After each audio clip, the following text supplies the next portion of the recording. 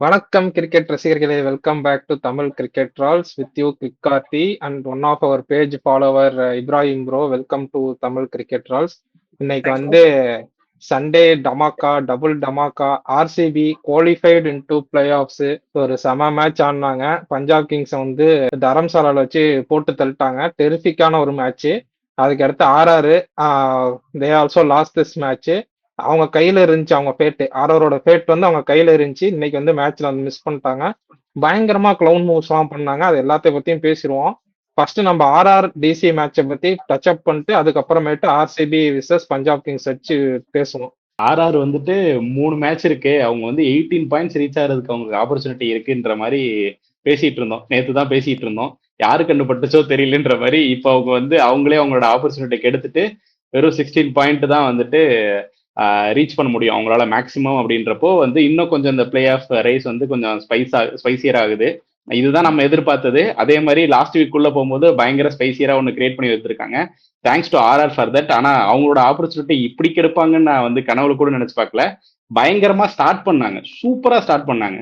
அதாவது அவ்வளவுதான், இன்னைக்கு க்ரூஸ் பண்ணிடுவாங்க அப்படின்னு சொல்லி நினைச்சுக்கிட்டு இருந்தேன். அங்க இருந்து ஒரு டவுன்ஃபால். அப்படியே மேட்ச் கடைசி வரைக்கும் வந்துட்டு அவங்களால எந்திரிக்கவே முடியல கடைசி வரைக்கும். அது வந்துட்டு ரொம்ப ரொம்ப டிசப்பாயிண்டிங் ஆர்ஆர் சைடு இருந்து பார்க்கும்போது. சிஎஸ்கே பெர்ஸ்பெக்டிவ்ல யோசிக்கும் போது கொஞ்சம் நல்லா தான் இருந்துச்சு அப்படின்னு சொல்லலாம். பேட்டிங் நல்லா தான் ப்ரோ ஆடினாங்க, ரொம்ப மட்டமாலாம் ஆடல. கடைசியில கொஞ்சம் பேக்கப் பண்ணி வந்துட்டாங்க. ஸ்டார்டிங் இனிஷியலா போயிருந்தாலும் சூரியவன்ஷம் பட்டை கிளப்பிட்டாரு, பிரிச்சுட்டு இருக்காரு போட்டு. கடைசியில கொஞ்சம் ஆனா இன்னும் 20 ரன்ஸ் சேர்த்து அடிச்சிருக்காங்க தோது. பட் விக்கெட் சுட்டுட்டாங்க. ஸ்டார்க் வந்து நறுக்குன்னு போட்டு 3 விக்கெட் அங்கேயே முச்சு விட்டாப்ல, கிளம்பு அப்படின்னு சொல்லி. அதுலயே ஓரளவு மேட்ச் ஒரு மாதிரி டிசைட் ஆயிடுச்சு. என்னதான் கடைசியில ஃபைட் பேக் பண்ணாங்க, இருந்தாலுமே ஒரு 20 ரன்ஸ் மேபி ஒரு 15 to 20 அடிச்சிருந்தா கொஞ்சம் மேனேஜ் பண்ணிருக்கலாம். ஏன்னா இப்போ டிசி சோக் பண்ணிட்டாங்க, ரொம்ப சோக் பண்ணிட்டாங்க. கடைசியில எப்படியோ கொஞ்சம் கொஞ்சம் தட்டி தட்டி எப்படியோ வந்துட்டு ஜெயிச்சிட்டாங்க. ஆர்ஆர் வந்துட்டு 14 ஓவர்ல வந்து 160 இருந்தாங்க. 14 ஓவர்ல 162 இருந்தாங்க. அங்க இருந்து அவங்களுக்கு 6 ஓவர் சாலிடா இருக்கு. 160 இருக்குன்றப்போ அவங்க மினிமமே வந்துட்டு 230 ஸ்கோர்ல போட்டிருக்கணும். அங்க இருந்து கடைசி 6 ஓவர் 36 பால்ல ரன்ன பால் கூட கிடையாது, வெறும் 33 ரன்னு. 8 விக்கெட் கையில இருக்கும்போது எப்படி அந்த 33 ரன்னை நீங்க எடுத்துட்டு போக முடியும்? அங்க வந்து அவங்க அப்பர் ஹேண்ட் வந்து சூப்பரா போயிருச்சு. அப்படியே அங்கேயே மொமெண்டம் ஷிஃப்ட் ஆயிருச்சு டிசிக்கு. அதுல இருந்து அவங்களை எந்திரிக்கவே முடியல.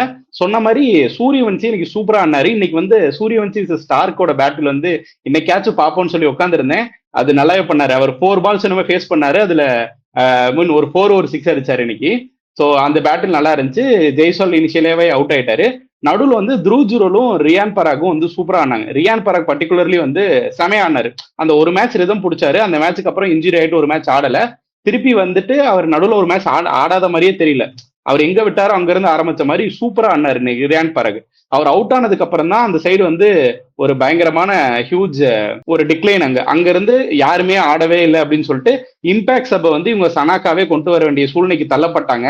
அதுதான் இன்னைக்கு அவங்க தோத்ததுக்கு ஒன் ஆஃப் தி மெயின் ரீசனா எனக்கு தோணுது. ஏன்னா இம்பாக்ட் சப்ல ரவி பிஷ்னாய் மாதிரி ஒரு பிளேயரை அவங்களால கொண்டு வர முடியல. சனாக்காவை கொண்டு வர நேரிட்டனால சனாக்கா தான் அவங்களோட 5th பவுலிங் ஆப்ஷன்றப்போ அந்த ஒரு பவுலரை நீட்டா டார்கெட் பண்ணி இவங்க முடிச்சு விட்டாங்க. த்ருவ் ஜுரேல் 40 பால் 53 எனக்கு அவ்வளவு கன்வின்சிங்கா தெரியல. இன்னும் கொஞ்சம் அடிச்சிருக்கலாம் அவரு. பட் ஓவராலா நீங்க பார்க்கும்போது 14 ஓவர்ஸ்க்கு வந்து 160 பொழுது நல்லா செட் பண்ணி வச்சிருந்தாங்க. இன்னைக்கு ஜடேஜா என்னால ப்ரோ ஆடல? ஏதாவது இன்ஜுரியா? அவர் வந்து ஒர்க் லோட் மேனேஜ்மெண்ட்னு சொல்லிட்டு இன்னைக்கு அவரை ரெஸ்ட் பண்ணிட்டு ரவி சிங்கை கொண்டு வந்திருக்காங்க.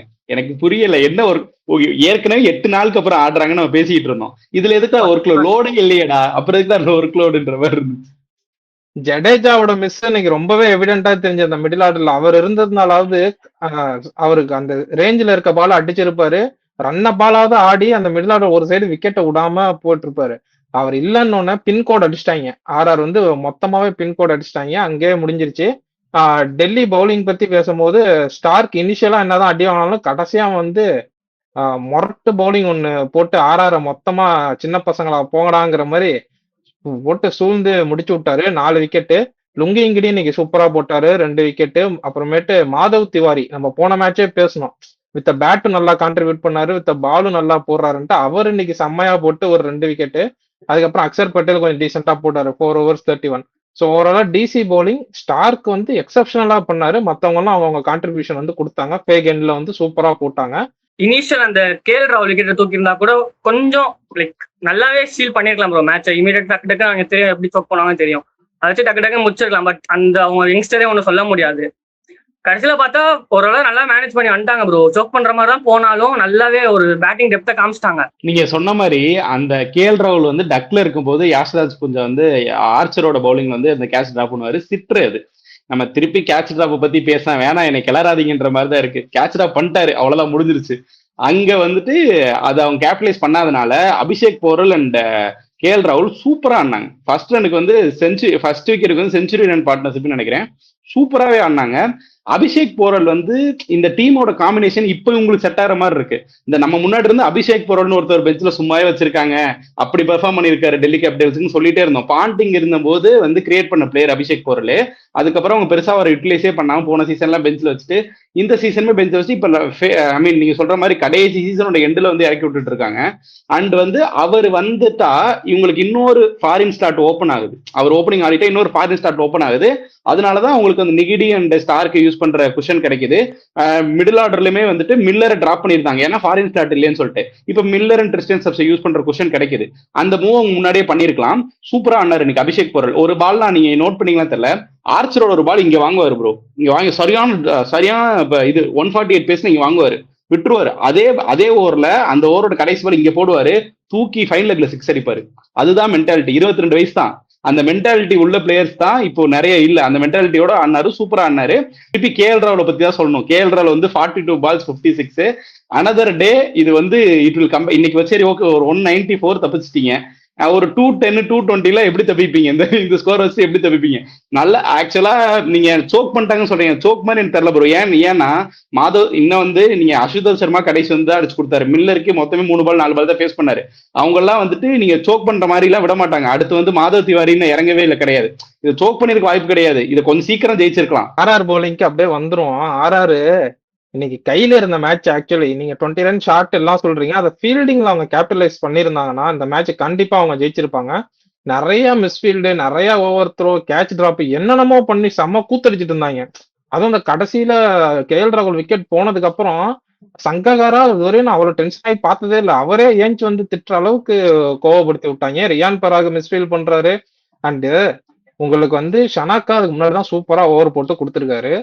ஆடம் மில்னே இருக்காரு, அவருமே அந்த பேக் ஆஃப் தான் ஸ்லோவர் டெலிவரி அது இதுன்னு வச்சு போட்டுருவாரு. எப்படியோ ஒரு 10 ரன் ஓவர் போட்டுருவாரு அவரு. அது இல்லாம உங்களுக்கு பிரிட்ஜெஸ் இருக்காருங்கும் போது எதனால நீங்க இந்த லெஃப்ட் ஹேண்டர் ஆஃப் ஸ்பின்னர் அடிக்க மாட்டாங்க, இதெல்லாம் இந்த கதையே வேலைக்கு ஆக மாட்டேங்குது. இது வந்து ஒரு புளிச்சு போன கதையாகி போச்சு. இன்னமுமே அதை நம்பிட்டு நான் ரியான் பராக் இந்த சீசன் ஃபுல்லா கேப்டன்சி நல்லா பண்ணிருக்காரு. அவர் தோத்த மேட்ச்லயுமே கேப்டன்சி நல்லா பண்ணிருக்காரு. நான் சொல்லிக்கிட்டே இருக்கேன் பேட்டிங்கால தோத்தாரு. இன்னைக்கு பியூர்லி கிளவுன் மூவ் அது ஆக்சுவலி. அந்த ஓவர்ல தான் மேட்ச் வந்து டிசிசிலே பண்ணாங்க. அழகா போட்டு ஸ்லாட்ல போட்டு அடி தூக்கி சாத்திட்டாங்க 2 6. ஒரு worst டிசிஷன் எவர்.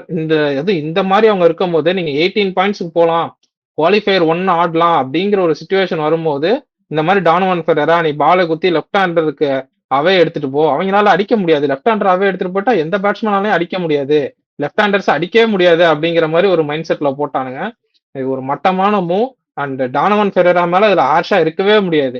அவர்கிட்ட கொடுத்தாங்க, அவரால் என்ன பண்ண முடியுமோ அதுதான் பண்ணாரு. அவர் அஸ்வின் கிடையாது, வாஷிங்டன் சுந்தர் கிடையாது, உங்களுக்கு வந்து அப்படியே ஜென்யூன் ஆஃப் ஸ்பின்னர் கிடையாது. அவர் ஒரு பார்ட் டைமர். அவர்கிட்ட கொடுத்துட்டு இந்த மேட்ச் வந்து தோத்ததுக்கு எவ்வளவு 60% ரீசன் வந்து அந்த ஓவர் தான் சொல்லுவாங்க. இவங்க வந்து மிடில் ஆர்டர்ல வந்துட்டு ஒரு விக்கெட் டேக்கிங் ஆப்ஷன் வந்து இப்போ ரவி பிஷ்னா எப்பெல்லாம் வந்து அவங்க பெஞ்சில் உட்கார வைக்கிறாங்களோ, மிடில் ஆர்டர்ல வந்து இந்த சீசன் ஸ்டார்டிங்ல வந்து ரவி பிஷ்னா சூப்பரா பெர்ஃபார்ம் பண்ணிருக்காங்க. நான் கூட சொன்னேன் அவருக்கு எதுவும் இன்ஜுரியா ப்ரோ ஏன் உட்கார வச்சுட்டே இருக்காங்க தெரியல அப்படின்னு சொல்லிட்டு. ஏன்னா மிடில் ஆர்டர்ல இன்னைக்கு அவங்களுக்கு லேக் ஆஃப் விக்கெட்ஸ் தான். அந்த ஒரு 6 to 15 ஓவர்ஸ்ல வந்து நீங்க விக்கெட் கேபிட்டலைஸ் பண்ணாதான் கடைசிக்கு வந்து கொஞ்சம் ரன் சேர்த்து வைக்க முடியும். நீங்க டிஃபெண்ட் பண்றதுக்கு உங்களுக்கு ஏதாச்சும் ஒரு ரன் இருக்கணும்ல, அதை டிஃபெண்ட் பண்றதுக்கு வந்து இவங்க ஏதாச்சும் ஒரு ரன் கொடுக்க முடியாது. ஐ மீன் ரவி பிஷ்னா டைரக்டா வந்து பெஞ்சில் ஸ்டார்ட் பண்றாங்க, இம்பாக்ட் சப்ல கொண்டு வர முடியல இன்னைக்கு இருக்கிறது நேரம்ல. 5வது பவுலர் சனாக்கா வச்சு he's not gonna win you games தான். அவர் 5வது பவுலரை யூஸ் பண்ணி உங்களால அவர்கிட்ட இருந்து 4 ஓவர் இது பண்ணவே முடியாது. அந்த 3வது ஓவருமே நீங்க சொன்ன நல்லா போட்டாரு. அந்த ஓவர் ஒரு 6 போயிருச்சாமா, அந்த கேஎல் ராகுல் விக்கெட் எடுத்தாரு, அது உங்களுக்கு தெரியல. அந்த ஓவர் ஒரு 6 போயிருச்சாமா, அடுத்த அந்த ஓவர் 16 ரன் என்ன போச்சுன்னு நினைக்கிறேன். அதனால அவருக்கு ஓவர் கொடுக்க முடியாது. சோ வந்து சரி அப்படின்னா நீ ஓவரை கடைசி வரை கொண்டு போ, அந்த ஓவரை மில்னே போட வை, அந்த ஓவரை பிரிட்ஜெஸ் சர்மா போட வை. நீ 20th ஓவர் யாருன்னு அப்புறம் கடைசி யோசிக்கலாம்னு கூட வச்சுக்கோங்களேன். கடைசி வரை மேட்ச் வச்சு கொண்டு போயிருக்கலாம். இந்த ஓவர் நான் ஃபெரேரா கொடுக்க போறேன், 2 லெஃப்ட் ஹேண்டர்ஸ் இருக்காங்கன்னு சொல்லி போனதெல்லாம் உண்மையில் நீங்க சொன்ன மாதிரி பயங்கரமான கிளவுன் மூவ். அதெல்லாம் வந்து நிறைய பேர் பண்றாங்க. நீ வந்து மிடில் ஓவர்ஸ்ல வந்து அந்த மாதிரி யூஸ் பண்ணா கூட பரவாயில்ல, நீ பவர் பிளேலையும் டெத் ஓவர்லயும் அந்த மாதிரி யூஸ் பண்றதெல்லாம் வந்து அதை அக்செப்டே பண்ணிக்க முடியாது. அதுதான் இட் காஸ்டட் இந்த கேம். ஓகே, இதோட செகண்ட் மேட்சோட இது முடிச்சுக்கலாம். நம்ம அப்படியே இன்னைக்கு ஃபர்ஸ்ட் மேட்ச் ஒரு மொரட்டு குஜிலி மஸ்த் நடந்திருக்கு. RCB versus Punjab. ஆர்சிபி வந்து கம்ஃபர்டபுளா இன்னைக்கு பஞ்சாப் அடிச்சு துவம்சம் பண்ணிட்டாங்க. ஆர்சிபி எந்த அளவுக்கு ஆக்ஷன்ல ஒர்க் பண்ணிருக்காங்கிறதுக்கு இந்த மேட்சோட ஒரு பெஸ்ட் எவிடன்ஸ் கிடைக்கவே கிடைக்காது. எந்த அளவுக்கு அவங்க வெங்கடேஷருக்கு எடுத்து அவருக்கு ஒரு ரோல் கொடுத்து, எனக்கு நீ இந்த ரோல்ல தான் ஆட போற. ஆண்டி ஃபிளவர் முன்னாடியே சொல்லியிருப்பாரு, அந்த போஸ்ட் மேட்ச்ல வந்து சொல்லியிருப்பாரு, நீ வந்து இன்டர்நேஷனல் லெவல் பிளேயர், ஆனா நாங்க கொடுத்த ரோல் அக்செப்ட் பண்ணிட்டு நீ டக் அவுட்ல உட்காந்துருக்க பாத்தியா, அதுக்கே உனக்கு ஒரு ஹேட்ஸ் ஆஃப்னு ஆண்டி ஃபிளவர் சொல்லியிருப்பாரு. இன்னைக்கு வெங்கடேஷருக்கு ஒரு சான்ஸ் கிடைச்சோன்னா ஒரு டெரிஃபிக்கான ஒரு இன்னிங்ஸ் ஆனார். ரஜத் படிதார் ஆடுறது இல்லாத மறந்த மாதிரி ஆடினாரு. ஸோ அந்த அளவுக்கு ஒரு நச்சுன்னு ஒரு இன்னிங்ஸ் ஆடி கொடுத்தாரு. அதுக்கப்புறம் மத்தவங்க எல்லாம் அவங்க வேலையை பார்த்தாங்க. விராட் கோலி ஆஸ் யூஷுவல் அவர் ஒரு 50 அடிச்சாரு. தேவ்தூத் படிக்கல் செம்மையா டேக் ஆன் பண்ணாரு வந்தோடனே எல்லாரையுமே. தேவ்தூத் படிக்கல்ல அந்த ஃபியர்லெஸ் ஃபேக்டர் நல்லாவே தெரியுது. சஹல் எல்லாம் வந்தோடனே டேக் ஆன் பண்ணாரு. அதே மாதிரி ஹர்ப்ரீத் பிராரையும் வந்தோடனே டேக் ஆன் பண்ணாரு. எல்லாமே நடந்துச்சு இன்னைக்கு. அண்ட் டிம் டேவிட் அவரால் என்ன முடியும்னு காமிச்சாரு. ஆர்சிபியுமே இன்னும் கொஞ்சம் எக்ஸ்ட்ரா ரன்ஸ் போட்டிருக்கலாமோ எனக்கு தோணுச்சு. 222 இஸ் குட் ஸ்கோர் தான், நான் இல்லைன்னு சொல்லல. பட் அவங்க இருந்த சிச்சுவேஷனுக்கு பின்னாடி இருந்த பேட்ஸ்மேன் ஜிதேஷ் சர்மா, ரொமாரியோ, குருணால் பாண்டியா வரையும் பேட்ஸ்மேன் இருக்காங்கும் போது இன்னும் கொஞ்சம் ஆக்சிலரேட் பண்ணி இன்னும் ஒரு 20 ரன்ஸ் எக்ஸ்ட்ரா போட்டிருந்தாங்கன்னா bat them out of the game தான். பஞ்சாப் நீ சான்ஸே கொடுத்துருக்க மாட்டேன். நீ வந்து ஒரு 240, 235, 240 அடிச்சுன்னா பஞ்சாப்க்கு சான்ஸே இல்லை, அங்கேயே முடிஞ்சுங்கும் போது அந்த ஒரு ஆப்ஷன் எடுத்திருக்கலாம். நீங்க எப்பவுமே சொல்லுவீங்க விக்கெட்ஸ் பின்னாடி இருக்கும்போது பிளைண்ட் ஸ்லாகிங் போயே ஆகணும்ட்டு. அந்த பிளைண்ட் ஸ்லாகிங் இன்னைக்கு ஆர்சிபி போல. கடைசியா அவங்களுக்கு கான்பிடன்ஸ் இல்லையா, ஜிதேஷ் என்ன பண்ணுவார், ரொமாரி என்ன பண்ணுவார், கான்பிடன்ஸ் இல்லையா அப்படியான்னு தெரியல. பட் வெங்கடேஷரும் கடைசியா கொஞ்சம் டயர்ட் ஆயிட்டாரு. ஓவராலா வந்து ஆர்சிபி பேட்டிங் சமரைஸ் பண்ணிட்டா நீங்க டேக் ஓவர் பண்ணீங்க. ஃபர்ஸ்ட் வெங்கியே ஸ்டார்டிங் நல்லா ஆட முடிஞ்சிருக்கும். பட் ஆனா முடியல. அவர்னா அந்த ஒரு மிஸ்ஃபீல்டு கரெக்டா ஆர்சிபி போட்ட காவா அங்க புச்ச ஃபார்ம் தான். அது ஃபுல்லா அடிதான் ப்ரோ, நிறுத்தவே இல்லை, எங்கேயுமே நிறுத்தல. மேக்ஸிமம் கடைசியில ஒரு எண்ட் ஆஃப் லைக் 2019 ஓவர் 20 அப்பதான் கொஞ்சம் ஒரு மாதிரி மொமெண்டம் போச்சு அவர்கிட்ட. அது வரைக்குமே நல்லா டேக் அவுட் பண்ணிட்டு தான் இருந்தாரு. அது போக டேவிட் சொல்லவே வேணாம் ப்ரோ, நம்ம டீமுக்கு ஏத்த பிளேயர் ப்ரோ. குசுமுத்தனம் 1 நம்பர் குசுமுத்தனம் பண்ற எல்லாமே, கேட்ச் பிடிச்சி தட்டுறது, இந்த 6 அடிச்சு ஏதாச்சும் பண்றது, இந்த மாதிரி எல்லாமே கரெக்டா ஆர்சிபி கோட்டட் பிளேயர்னா டிம் டேவிட் தான் ப்ரோ. எப்படியாச்சும் விட்டுறவே கூட டிம் டேவிட் வச்சுக்கணும், நம்மளே வச்சுக்கணும். அந்த மாதிரிதான் கடைசி அந்த ஒரு அந்த கேட்ச் லாஸ்ட் பால், அந்த கேட்சுமே 6 போகும் தான் நான் பார்த்துட்டே இருந்தேன். கரெக்டா நீங்க சொன்ன மாதிரி 20 ரன் ஷார்ட்டுங்கிற மாதிரி எனக்கும் ஃபீல் ஆச்சு. நானும் குரூப்ல பார்த்துட்டு இருந்தேன், மெசேஜ் போட்டிருந்தீங்க ஒரு 15-20 ரன் ஷார்ட்டுங்கிற மாதிரி எனக்கும் தோணுச்சு. ஃபாலோ பண்ணனா விராட் சொல்லவே வேணாம், சீசன் அடிச்சுட்டே இருக்க போறாரு. அவரும் எனக்கு என்ன பொறுத்த வரைக்கும் ஒரு 2032 வரைக்கும் ஆடினேன். என்னோட மனசுக்கு ஒரு 2032 வரைக்கும் ஆடினா ரொம்ப சந்தோஷமா இருப்பேன். எனக்கு என்னன்னா சின்ன வயசுல இருந்து விராட் பார்த்து வளர்றோம். ஸோ 2032 நான் எய்ம் பண்றேன். கரெக்டா 2032 வரைக்கும் விராட் ஆடணும்னு சொல்லிட்டு 2+3+2 ஆட் பண்ணா 7 தலைஃபர் ரீசன் அப்பெல்லாம் யோசிச்சு வச்சிருக்கேன். நான் 2 பேரும் மாஹிரட் அப்பெல்லாம் யோசிச்சு நான் பயங்கரமா 2032 வரைக்கும் யோசிச்சு வச்சிருக்கேன். ஆனா சொல்ல முடியாது ப்ரோ, அவர் டெஸ்ட் ரிட்டையர்மெண்ட் என்ன பண்ணாருன்னு தெரியும், என்னன்னு தெரியல, என்ன பண்ண போறாருன்னு தெரியல. அதுவும் எனக்கு ஒரு சைட் பயமாவே இருக்கு இன்னுமே. பஞ்சாப் கிங்ஸ் வந்து நம்ம இன்னைக்கு சொன்ன சேஞ்சஸ் பண்ணியிருந்தாங்க. ஆக்சுவலா நம்ம வந்து ஹர்ப்ரீத் பிராரை கொண்டு வரணும், நான் வந்து லாக்கி ஃபெர்குசன் கொண்டு வந்து சொல்லியிருந்தேன். பட் 2 சேஞ்சுமே இன்னைக்கு பண்ணியிருந்தாங்க. அது வந்து மார்க்கோ ஆன்சனே டிராப் பண்ணியிருந்தாங்க. மார்க்கோ ஆன்சனை வந்துட்டு அதான் சொல்லிட்டேன், சுத்துவார் சொன்னா இன்னைக்கு வந்து சுத்தினார் நல்லாவே. மார்க்கோ ஆன்சனுமே வந்து இன்னைக்கு டிராப் பண்ணியிருந்தாங்க. நான் வந்து இவரை டிராப் பண்ண முடியாத பிளேயர் அந்த லைனப்னு நினைச்சிருந்தேன். ஆனா அவங்க வந்துட்டு மார்க்கோ ஆன்சனோட பவுலிங் போதும், நான் ஆல்ரவுண்டர் வச்சு அஸ்மதுல்லா ஒம்பூசாயை வச்சு அந்த ஓவர் நான் கவர் பண்ணிக்கிறேன்ற மாதிரி அவங்க டிராப் பண்ணாங்க. நீங்க நிலைமை போட்டாரு, அது பின்னாடி பேசுவோம். லைக் ஆர்சிபியோட பேட்டிங்கை நீங்க பாத்தீங்கன்னா லைக் அவங்க இதுல வந்துட்டு ஜேக்கப் பெத்தல் வந்து திருப்பி இன்னொரு ஃபெயிலியர் இன்னைக்கு. அதுக்கப்புறம் வந்து வெங்கடேஷர் வந்து இனிஷியலா ப்ரோ சொன்ன மாதிரி இனிஷியலா கொஞ்சம் ஸ்ட்ரகிள் பண்ணாரு ப்ரோ. நீங்க வந்து சகால ஒரு ஓவர் போறாரு, இறங்கி வந்து ஆட வந்துட்டு பேட்டர்ஸ் விராட் சொல்றாரு, நீ அவ்வளவுலாம் பண்ண வேணாம், உள்ள இருந்து ஆடு, ரொம்பலாம் இது பண்ண வேணாம்னு சொன்னாரு. அடுத்த ஒரு லாக்கி ஃபெர்குசன் தொடர்ந்து 2 டாட் பாலோ 3 டாட் பால் ஆடுவாரு. அந்த 3வது டாட் பால்ல வந்துட்டு அக்ஷதீப் சிங் ஒரு பொட்டி விட்டுருவாரு, அது 4 போயிடும். அதுல ஆரம்பிச்சவரு உண்மையில சூப்பரா ஆடினாரு. எனக்கு வந்து அவரோட ஷாட்ஸ் எல்லாம் வந்துட்டு எப்பவுமே இந்த ஷாட்ஸ் எல்லாம் 6 போகுமாடான்ற மாதிரிதான் அவர் ஷாட்ஸ் இருக்கும். எனக்கு எப்பவுமே ஜெனியூனா சொல்றேன். அவர் வந்து நீங்க பார்க்க சூப்பரா இருக்குமான்னு கேட்டா பார்க்க சூப்பரா இருக்காது அவர் ஷாட்ஸ். ஆனா அதோட என் ப்ராடக்ட் வந்து சூப்பரா இருக்கும் உண்மையிலே. அந்த நீங்க சொன்ன மாதிரி தினேஷ் கார்த்திகோட லேப் ஷாட்ஸ் இன்னைக்கு 2 ஷாட் ஆனாரு, பார்க்கவே நல்லா இருந்துச்சு. லைக் எனக்கு தெரிஞ்சு நீங்க பெத்தல் சால்ட் வர லேட் ஆனாலுமே நீங்க பெத்தலே டிராப் பண்ணிட்டு நீங்க வெங்கடேஷரை டாப் 3ல ஏதாச்சும் ஒரு பொசிஷன் நம்ம ஓப்பனரோட 1-1 ஆட வச்சுட்டு ரசிக் சலாம்தாருக்கோ இல்ல சுயா சர்மாக்கு பதிலாக டஃபியே நீங்க யூஸ் பண்ணிக்கலாம். இன்னொரு ஃபாரின் ஸ்பாட் உங்களுக்கு பவுலிங்ல யூஸ் பண்றதுக்கு உங்களுக்கு இதாகும். இப்படி வச்சா நீங்க டஃபி அண்ட் ரொமாரியோ செப்பர் 2 பேர்த்தையுமே ஆடுற மாதிரி சூழ்நிலையை கூட கிரியேட் பண்ணிக்கலாம். அது கூட நீங்க யோசிக்கிறாங்கன்னு தெரியல. பெத்தலுக்கு இன்னொரு ஆப்பர்ச்சுனிட்டி கொடுக்க போறாங்களா, என்ன பண்றாங்கன்னு தெரியல. அது பொறுத்து இருந்து பார்ப்போம். 15 ஓவர்ஸ்ல வந்து விராட் கோலி கரெக்டா அவுட் ஆறு. கடைசி 5 ஓவர் இருக்கு. வரப்போற Jitesh Sharma, Romario Shepherd, Timmy டேவிட்ன்றப்போ கண்டிப்பா வந்துட்டு நான் வந்து நடுவுல வந்து 220 போனதே பெரிய விஷயம்ன்ற மாதிரி இருந்துச்சு. ஏன்னா லாஸ்ட் ஓவர்ல ஃபர்ஸ்ட் 3 பால் என்னமோ ரன்ஸே போல டாட் வச்சாரு, சிங்கிள் ஆனாரு அப்படின்றப்போ 220 வருமான்ற மாதிரி இருந்துச்சு. கடைசி முடிக்கும்போது நல்ல ஸ்கோர் தான். இந்த தர்மசாலா வந்து இதுவரை எந்த 210 205 எல்லா ஸ்கோரையும் சேஸ் பண்ணியிருக்காங்க. அதாவது பஞ்சாப் கிங்ஸ் அகேன்ஸ்டா சேஸ் பண்ணிருக்காங்க. இன்னைக்கு பஞ்சாப் கிங்ஸ் ஒரு சேஸ் பண்ற ஆப்பர்ச்சுனிட்டி. நான் 220 சேசபிள்ன்ற மாதிரி தான் யோசிச்சேன். இனிஷியலா அவங்க விக்கெட் லூஸ் பண்ணக்கூடாது, லைக் மிடில் ஓவர்ஸ்ல வந்துட்டு மிடில் ஓவர்ஸ் வரைக்கும் ஸ்ரேயாஸ் எப்படியாவது தப்பிச்சு வந்துட்டா ஸ்பின்னர்ஸ் அட்டாக் பண்ணி இது பண்ணிடுவாங்கன்னு நினைச்சேன். பட் இதையும் சேஸ் பண்ணாம இன்னைக்கு இதாயிட்டாங்க, தோத்துட்டாங்க. நீங்க அந்த ஆப்ஷன் சொன்னீங்கல்ல, ரசிக் சலாம் டிராப் பண்றத பத்தி யோசிக்க மாட்டாங்கன்னு எனக்கு தோணுது. ஏன்னா அவரு டெரிஃபிக்கா போட்டுட்டு இருக்காரு. அந்த எண்ட் ஓவர்ஸ்ல எஸ் தயால் அப்ப இருந்தப்ப அவர் என்ன கான்ட்ரிபியூட் பண்ணாரோ டெத் ஓவர்ஸ்ல, அதை வந்து ரசிக் சலாம் மோரார்லெஸ் அவருமே ஈக்குவலா கான்ட்ரிபியூட் பண்ணிட்டு தான் இருக்காரு. இன்னைக்கு ஸ்ரேயஸ் ஐயர் விக்கெட் எடுத்தாரு பாருங்க. அது வந்து ஒரு டாலான பவுலரு, ஒரு ஹேசல்வுட் மாதிரியோ ஒரு ரொமாரியோ மாதிரியோ அவங்க விக்கெட் எடுத்திருந்தா கூட நான் அவ்வளவா பிரைஸ் பண்ணிருக்க மாட்டேன். இவர் ஆளே ஷார்ட், பட் அங்க இருந்து ஒரு எக்ஸ்ட்ரா பவுன்ஸ் எக்ஸ்ட்ராக்ட் பண்ணார்ல, அதுதான் ஒரு பவுலரோட எஃபிஷியன்சி. ரோல் கிளாரிட்டி, திருப்பி திருப்பி சொல்றது ரோல் கிளாரிட்டி. அதுதான் ரசிக் வந்து திருப்புன்னா வந்து இந்த பால்லாம் போட முடியாது. அவர் வந்து ட்ரெயின் பண்ணிருக்காங்க. இந்த பால் நீ ஸ்ரேயஸருக்கு அகேன்ஸ்டா போட போறோம்னு சொல்லி அவர் கான்ஸ்டன்டா ட்ரெயின் பண்ணிருக்காங்க. அதுதான் இன்னைக்கு எக்ஸிக்யூட் பண்ணாரு, டெரிஃபிக்கா போட்டாரு. அதுதான் ரசிக் சலாம் வந்து டிராப் பண்றத பத்தி யோசிக்கவே மாட்டாங்க. அண்ட் வெங்கி ஐயர் நீங்க சொன்னது ரொம்ப கரெக்ட் தான். ரொம்ப அழுக்கா ஆடுவாரு, அதுதான் உண்மை. ரொம்ப அழுக்கான ஷாட்ஸா தான் இருக்கும். ஃபீட் ரொம்ப யூஸ் பண்ணுவாரு, பவுலர்ஸ் இறங்கி இறங்கி அடிக்க பார்ப்பாரு, எதோ பண்ணுவாரு. பட் அது போய் 6ல விழுவும். நம்ம கேகேஆர்ல ஓப்பனிங் ஆடும் போதும் பார்த்திருக்கோம், இப்பயும் ஆடும் போது டக்கின் பண்ணாம வெளில எடுத்து விட்டு ஒரு மாதிரி அழுக்காதான் ஆடுவார் ஆளு. ஆனா வந்து பால் வந்து போய் ஸ்டாண்ட்ஸ்ல விழுவோம். என் ப்ராடக்ட் சூப்பரா இருக்கும். அண்ட் இன்னைக்கு அவர் ஆடின லேப் ஷாட்ஸ் தான், எஸ்பெஷலி அவர் ஆடின லேப் ஷாட்ஸ் வந்து இதுவரை நான் கேகேஆர்ல அந்த லேப் ஷாட்லாம் ஆடி நான் பார்த்ததே இல்லை. கிளியரா தெரியுது டிகேவோட இன்புட்ஸ் வந்து அங்க ரொம்பவே எவிடென்ட்டா இருந்திருக்கு. திருப்பி நான் முன்னால இருந்தே சொன்னதான், வெங்கியர் எப்படியாவது உள்ள கொண்டு வாங்க. ஏன்னா நீங்க குர்னால வந்து பின்னாடி யூஸ் பண்ணிட்டு விக்கெட்ஸ் போன அப்புறம் குர்னால ப்ரொமோட் பண்ணி ஆட வைக்கிறதுக்கு, குர்னால் நல்ல பேட்ஸ்மேன், நல்லா கான்ட்ரிபியூட் பண்ணிக்கலாம், இல்லைன்னு சொல்ல. அந்த இடத்துல உங்களுக்கு வெங்கியர் மாதிரி ஒரு பேட்ஸ்மேன் உள்ள நுழைச்சிங்கன்னா இன்னமுமே டீம் வந்து ஒரு கம்ப்ளீட் டீமா எனக்கு தெரியற மாதிரி இருந்துச்சு. இல்லாட்டி ஏர்லியரான விக்கெட் விழுவும் போது ரொம்பவே ஸ்ட்ரகிள் ஆகுறாங்களோ அப்படின்ட்டு எனக்கு தோணுது. என்ன பண்றேன்னு தெரியல, டக்குன்னு குர்னால் அனுப்பு, டிம் டேவிட் அனுப்பு.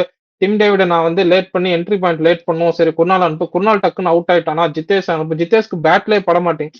அந்த இடத்துல ரொம்பவே கன்ஃபியூஸ்டா இருக்காங்கன்னு தோணுது. அந்த இடத்துல வெங்கியர் மாதிரி ஒரு பேட்ஸ்மேன் உள்ள வந்தா அந்த டீமுக்கு வந்து ரொம்ப கான்பிடன்ஸ் கொடுக்கும்.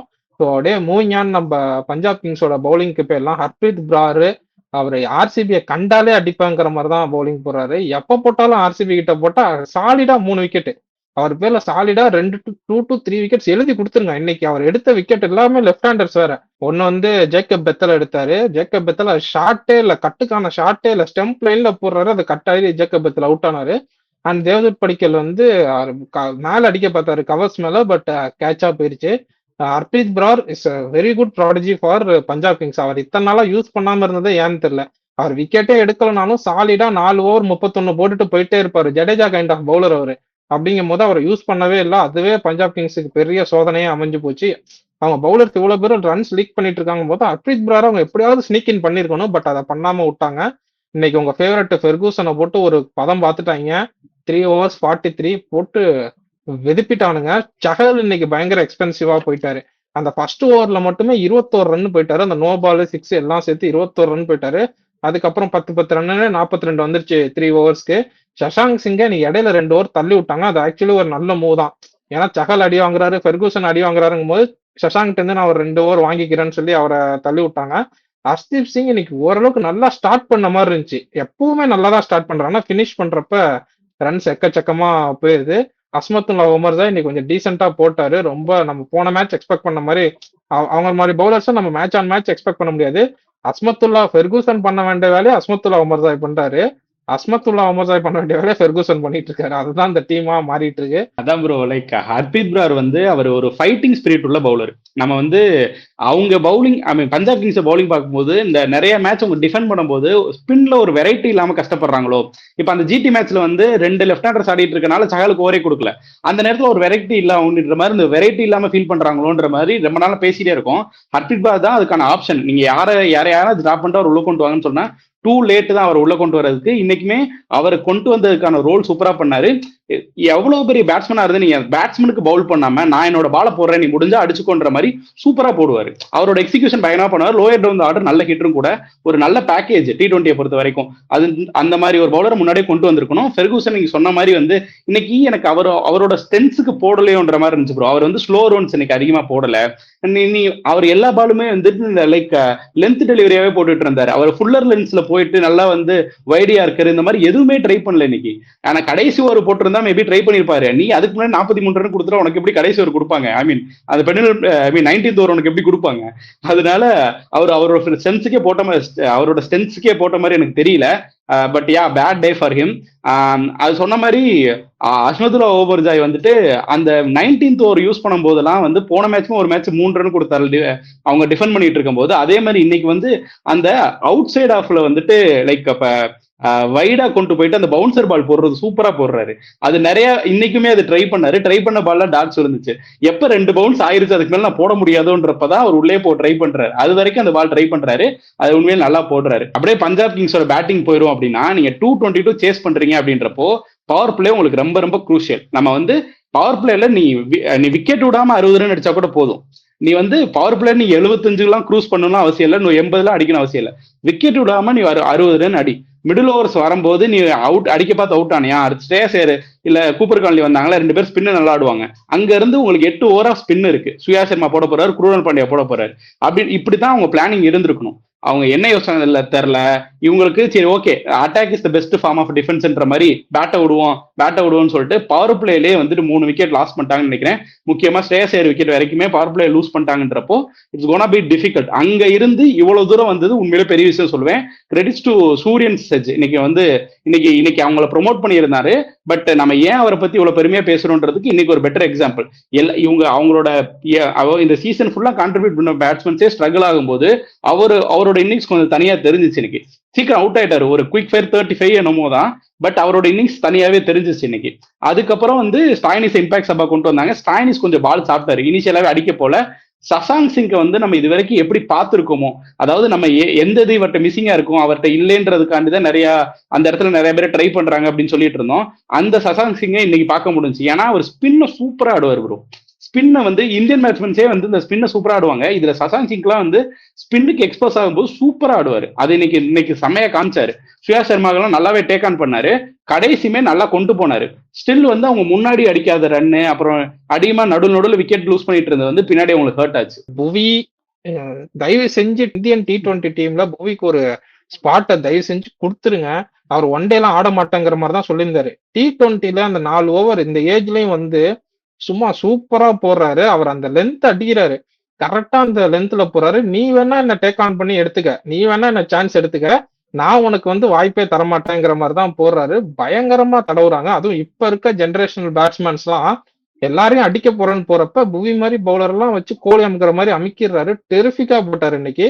அவர் தான் கிளியர் டிஃபரன்ஸ். ஏன்னா ஹேசல்வுட்டும் அடி வாங்கிட்டு இருக்காருங்கும் போது இந்த எண்டு புவி வந்து அவங்களோட ஓப்பனர்ஸ் 2 பேரையும் தூக்கிட்டாரு.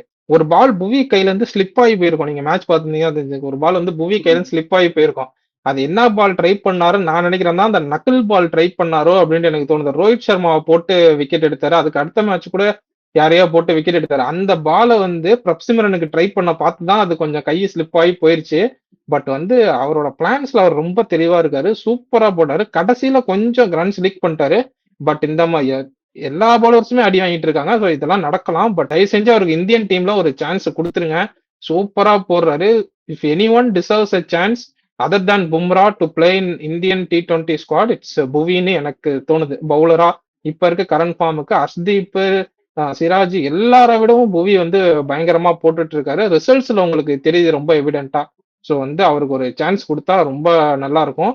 அண்ட் அகெயின் ஹேசல்வுட் வந்து இனிஷியலா என்னதான் டேக் ஆன் பண்ணாலும் கடைசியா சூப்பரா போட்டு முடிச்சு விட்டார். அந்த யார்கர்ஸ் யார்கருக்காக வெயிட் பண்ணிட்டு இருக்கும் போது ஒரு ஃபுல் ஸ்பீடுல வந்து லென்த்ல அடிச்ச ஒரு பால் எல்லாமே அவர் அந்த வேரியேஷனை மிக்ஸ் பண்ணி டெரிஃபிக்கா போட்டு தள்ளிட்டாரு.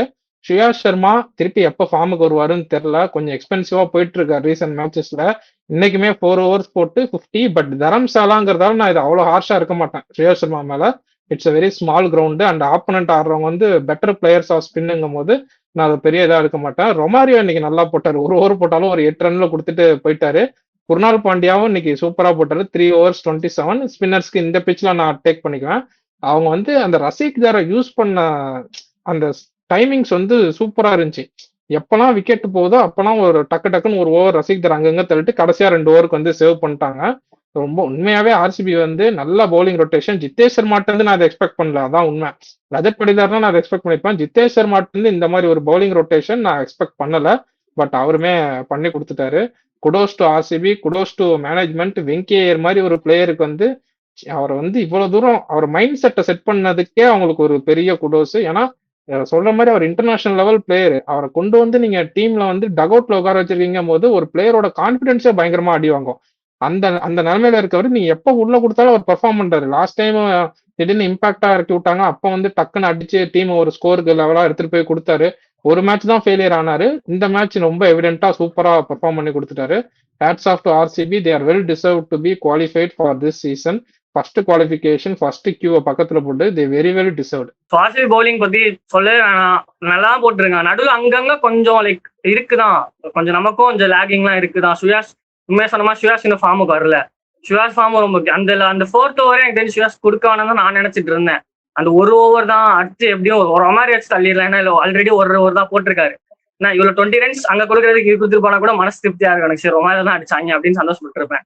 ஆனா சுயாஸ் அடிச்சது எனக்கு ரொம்ப ஒரு மாதிரி ஹர்ட்டிங் ஆச்சு. 4 ஓவர் 50 ரன்ஸ் கிட்ட போச்சு ப்ரோ. அவரு அதுலேயும் நல்லா தான் போட்டு இருந்தார். 4 ஓவர் 50 கிட்ட போயிடுச்சு. ஸோ அது எனக்கு தெரிஞ்ச ஒரு பேட் பவுலிங். நான் கடைசியில் ஆனாலும் ஹேசல்வுட் நம்ம பாராட்டி ஆகணும் ப்ரோ. கடைசியில வந்து அந்த toss ball full toss yorker போரன் ஃபுல் டாஸ் பால் அப்படியே அம்பேஸ் கால்ல அந்த எல்பிடபிள்யூ ஸ்டோயினிஸ்க்கு அதெல்லாம் ஸ்டோயினிஸே எதிர்பார்த்திருக்க மாட்டாரு.